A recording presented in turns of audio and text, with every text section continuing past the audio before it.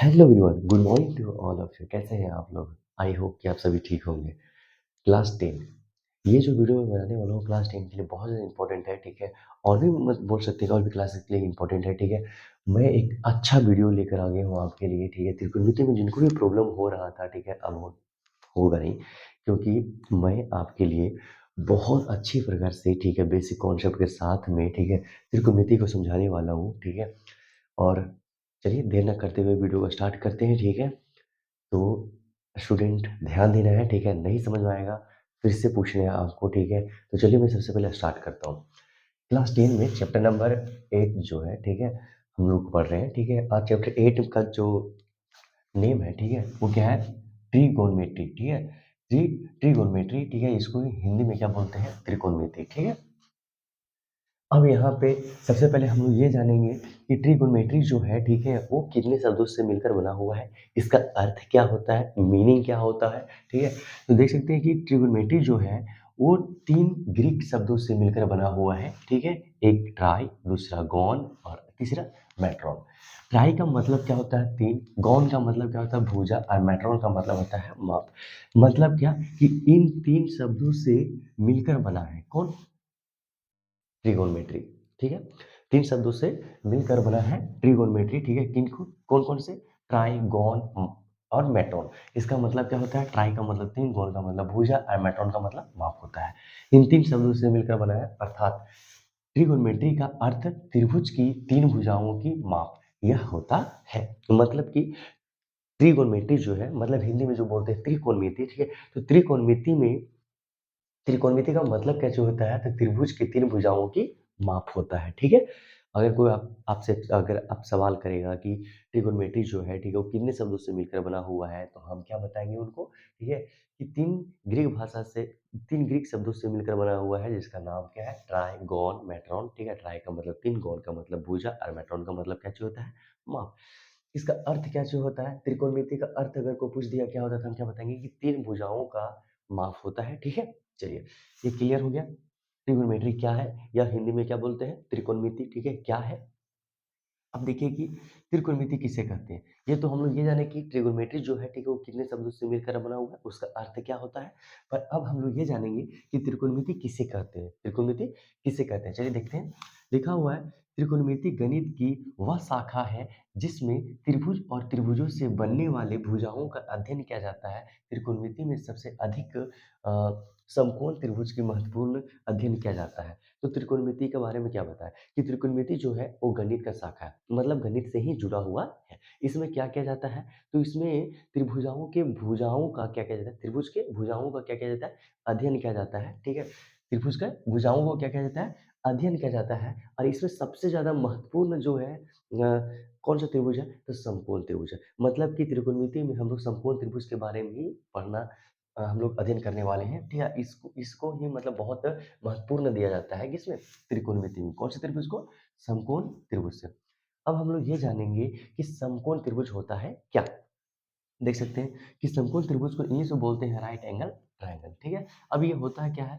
तो जिस त्रिभुज में एक कोण 90 डिग्री का हो, उसे समकोण त्रिभुज कहते हैं। मतलब कि त्रिभुज में 3 कोण बनते हैं, और 3 कोण में अगर एक कोण जो होता है वो 90 डिग्री का होता है, तो वो जो त्रिभुज है, वो कौन सा त्रिभुज कहलाएगा? समकोण त्रिभुज कहलाएगा। अब यहाँ पे हम लोग देख सकते हैं कि एक यहाँ पे फिगर आप लोगों के लिए बना दिए हैं, ठीक है? ये देखिए कि समकोण त्रिभुज है। यहाँ पे कोण जो बी है वो 90 डिग्री फाइंड आउट कर रहा है, मतलब 90 डिग्री यहाँ पे बन रहा है, दे देते हैं 90 डिग्री। ये कौन सा त्रिभुज हो गया? समकोण त्रिभुज हो गया। समकोण त्रिभुज में 3 भुजाएँ, देखते हैं हर त्रिभुज में क्या होता है, 3 भुजाएँ होती हैं। इसमें भी 3 भुजाएँ, पर इसमें कुछ हम लोग डेफिनेशन ढूँढेंगे, कुछ संबंध ढूँढेंगे, ठीक है? तो देखिए सबसे पहले क्या कि ये जो है, ये साइड जो है, मतलब भुजा जो है, इसको हम लोग बोलते हैं आधार। इंग्लिश में बोलते हैं बेस, और इसको बी अक्षर से, स्मॉल बी अक्षर से क्या किया जाता है? निरूपित किया जाता है, ठीक है? ये वाला जो है भुजा, इसको बोलते हैं हम लोग हाइपोटेन्यूस, ठीक है? और इसको हिंदी में बोलते हैं कर्ण, और इसको एच, स्मॉल एच से क्या किया जाता है? निरूपित किया जाता है। और ये जो भुजा है, ठीक है? इसका नाम है परपेंडिकुलर, और इसको हम लोग हिंदी में बोलते हैं लंब, ठीक है? और इसको हम लोग पी अक्षर से क्या करते हैं? निरूपित करते हैं।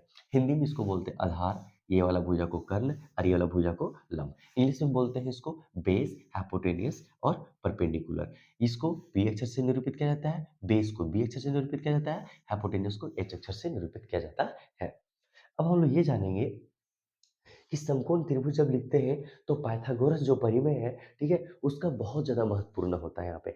और ये जो पाइथागोरस जो परिमेय है, वो समकोण त्रिभुज से क्या रखता है, संबंध रखता है, ठीक है। तो देखिए लिखा हुआ है कि पाइथागोरस परिमेय एक समकोण त्रिभुज की भुजाओं के बीच संबंध को दर्शाता है। मतलब कि पाइथागोरस जो परिमेय है, वो समकोण त्रिभुज के, ठीक है, जितनी भी भुजाएं हैं, उन भुजाओं के बीच में क्या, उस भुजाओं के बीच में क्या रखता है, संबंध रखता है। बीच क्या रखता है, संबंध को क्या करता है, दर्शाता है। भुजाओं के बीच का संबंध को दर्शाता है कौन, पाइथागोरस परिमेय।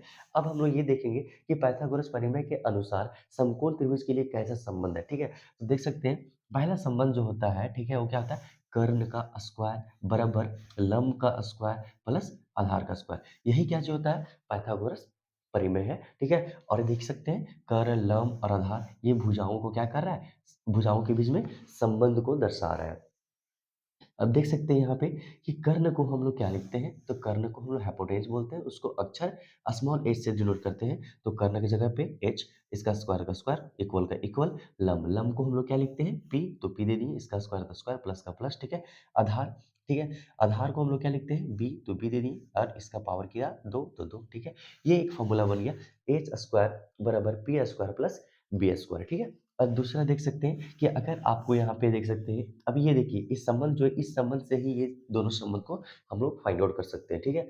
जिससे कि हमें यहाँ पे h दो भुजाओं का मान दिया हुआ रहेगा। ये क्यों दिया गया, दो भुजाओं का मान दिया रहेगा, तीसरा भुजा निकालना हो रहेगा h, तो ये फॉर्मूला लगाएंगे। अगर दो भुजा ये दिया रहेगा, या तो फिर दो भुजा ये दिया रहेगा, ये निकालना रहेगा p, तो ये फॉर्मूला यूज करेंगे, ठीक है। अगर ये दोनों भुजाएं, ये दोनों भुजाएँ दिया रहेगा, ठीक है? तो हमको ये निकालना है, तो ये फ़ॉर्मूला लगाएँगे। तो देख सकते हैं यहीं से सभी निकला है, ठीक है? पी कैसे निकालें? तो एच स्क्वायर का एच स्क्वायर रहने दिए, ठीक है? ये प्लस में था बी, इधर आ जाएगा तो माइनस में, तो बच गया क्या चीज़?